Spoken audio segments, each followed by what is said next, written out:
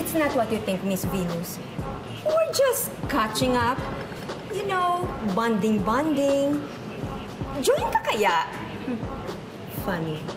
Hindi ako nakikipag-usap sa mga taong mang-aagi. Sino bang inago ko sa'yo? Si Pepe ba? Si Frida. Gusto mong sulutin yung yaya ko at hindi ako papayag doon. Over my dead body. Oh my gosh! Miss Venus, hindi ko alam na ganyan pala ako ka-importante sa'yo. Oh.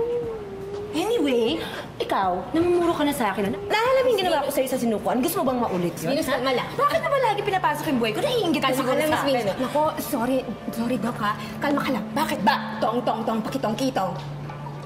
Kalma ka lang. Uwi na tayo. Wait mo na lang ako dun sa kotse.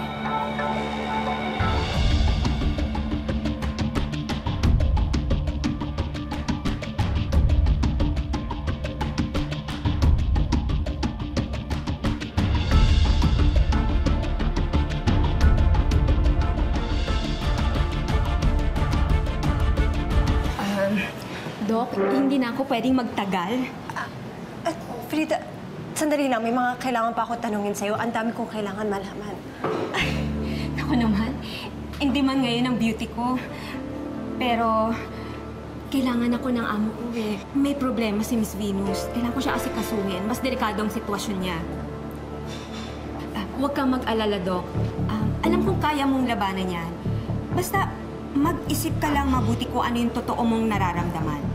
Utak o puso mo ba ang nagsasalita? Magagawa mo yan, Doc. Basta tandaan mo, ang nasa isip, pwedeng dayain, pwedeng baguhin. Pero yung nasa puso mo, walang makakapagbura niya.